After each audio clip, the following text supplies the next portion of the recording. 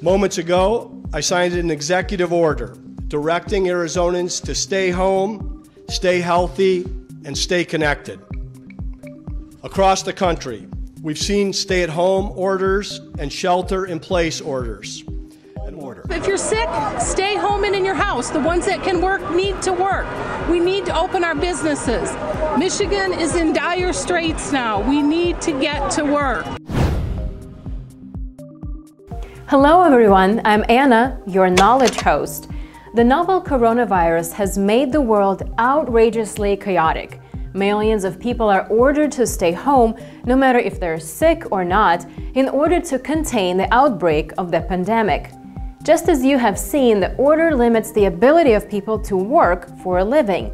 Some of them are protesting and fighting for the right to make money in the name of basic human rights and running the risk of being contaminated by the deadly disease.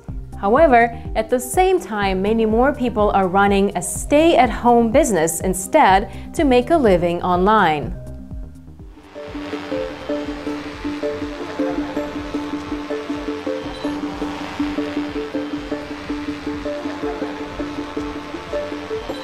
Since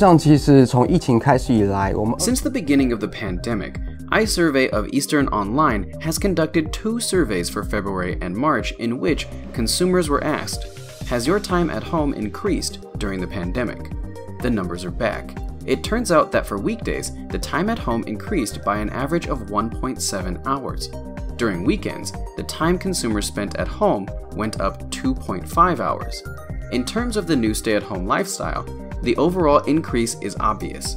Consumers were also asked, within the last month, which activities did you do more of, and which did you do less of for both February and March.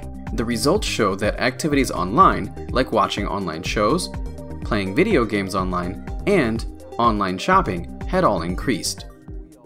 According to iSurvey of Eastern Online, there are 4 major businesses that are particularly booming during the first season of 2020, including life insurance, e-commerce, healthcare, and logistics.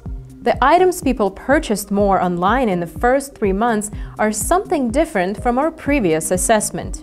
For instance, other than hair and beauty products, frozen and refrigerated foods also received an online sales boost.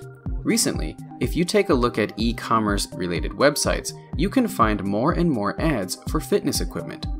Following the trend of working out at home, making tea and cooking at home also rose, giving cookware, like air fryers, a jump in sales. Other than demand for conventional goods online, the sales of some unpopular items are also going up in wake of the pandemic. The art print is one of such items. The pandemic also brought about an increase in the frequency of consumer product or service inquiries, with sales following suit at a rate of around 20% to 30%. One can assume that this wave of stay-at-home consumption ought to cool down after the pandemic, but online sales should remain above pre-pandemic levels. I think that this trend is the result of many factors. One being the fact that consumer choices have been limited as people have been confined to home and may not have been able to work at a fixed, regular location. Under these circumstances, there is room for experimentation for businesses. As such, many alternative purchasing methods have emerged. That is to say, when obstacles get in the way, you have to find a way around them. Business will exhaust all possibilities to figure out a way to get things done. As a matter of fact, even at our institute, different methods and possibilities are constantly competing against each other. Take video conferencing, for example. Today, various solutions are becoming more viable and available to consumers. Due to better labor conditions and working hours, people have plenty of spare time to become acclimated to the stay-at-home economy, or to pursue interests during this time. Some may take up personal hair care by cutting and styling their own hair at home, or they may start working out at home. This new lifestyle will absolutely continue to develop, and other trends will develop along with it. It's a very big market that is only expanding. It won't shrink. The so-called big pie means the retail business. The stay-at-home economy actually shares part of the pie with the retail business. So tangible products are still the target of trade. Under the pandemic circumstances, one fact is beyond doubt. It has already exposed the vulnerabilities of many organizations, especially those who have a high dependence on China to fulfill their need for raw materials or finished products. China's dominant role as the world's factory means that any major disruption puts global supply chains at risk. So researchers of think tanks are pondering about other alternative options, such as breeding strategic protective industrial chains and teaming up with the right partner or partners. 然后你可能还要去想说 Then you might look to friendly nations in your region or around the world to establish bilateral cooperation. The relationship should be reciprocal. If you need help, we'll be there for you, and vice versa. Then, this current state of affairs, where everyone is locked down, will not happen again. Deloitte, one of the big four public accounting firms, also has its solution with the advanced technology of DSNs. It is designed to anticipate and meet future challenges. Whether it is a black swan event like COVID-19, trade war, act of war or terrorism, regulatory change, labor dispute, sudden spikes in demand, or supplier bankruptcy, organizations that deploy DSNs will be ready to deal with the unexpected. This data is also shared with suppliers who always see the latest production schedules and engineering changes.